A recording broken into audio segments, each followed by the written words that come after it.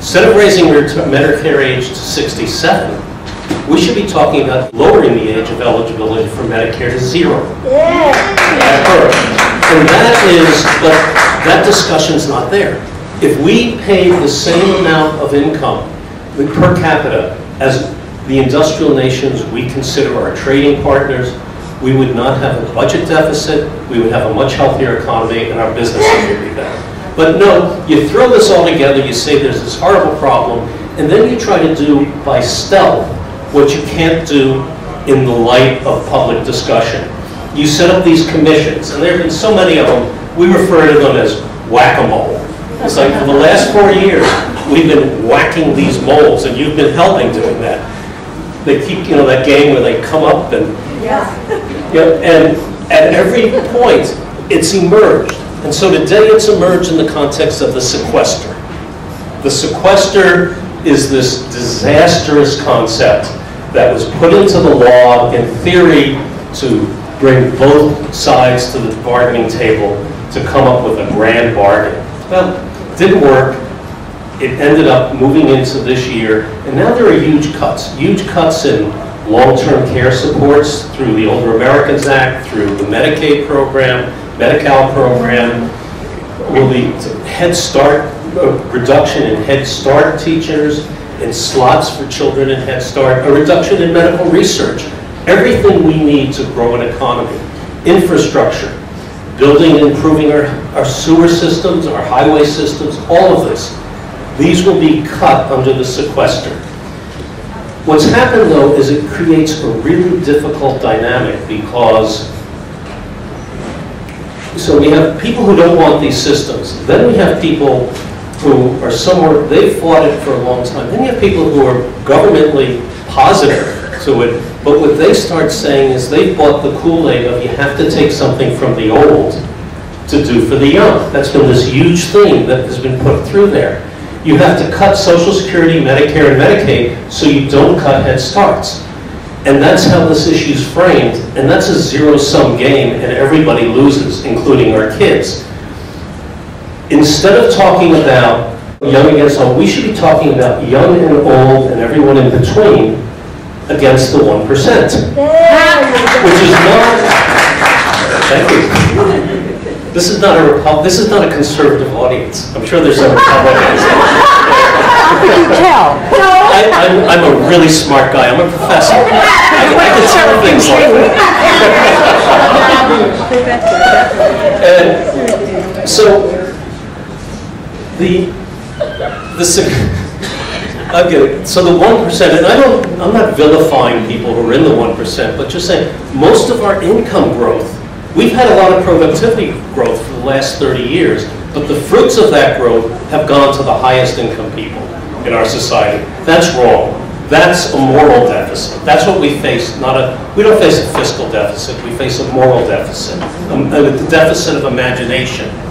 So this is the politics we face, and it's in this context that the White House now is talking very heavily to members of Congress about how it wants to be reasonable. It's put out its bargaining position, it's what it thinks might be its end position. By starting, they've been doing this from the beginning. They're willing to put Social Security on the table, your cost of living adjustment. Let me ask you something. How many of you have received cost of living adjustments in Social Security?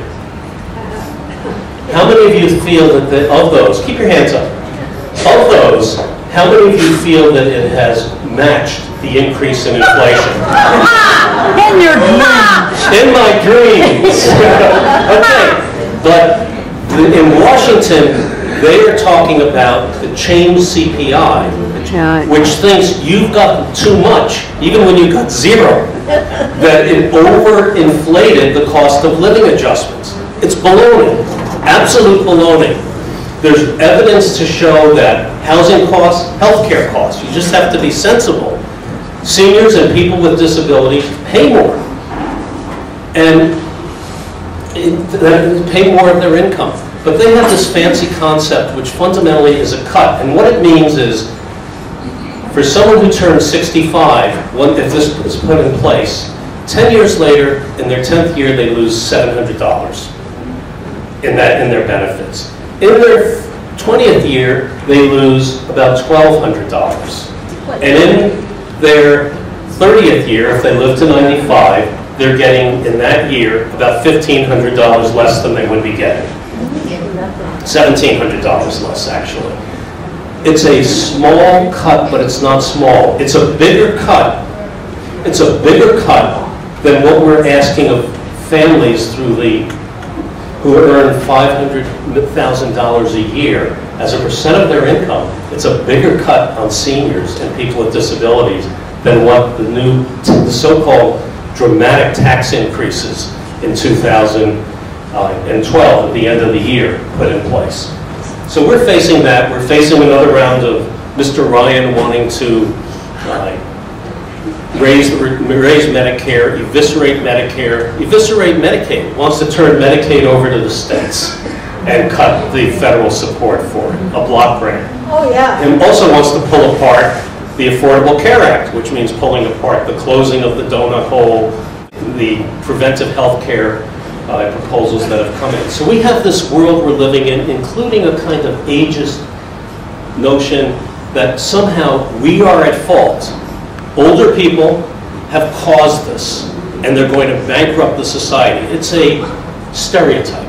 It's basically a kind of attitude that we can't be intimidated by, because if we are, we don't support these systems for our children and grandchildren. Alan Simpson. How many of you have heard Alan Simpson? Boo! How many of you like Alan Simpson? Okay. Former Senator Simpson was the co-chair of this commission. He's the one who always uses the word greedy geezer.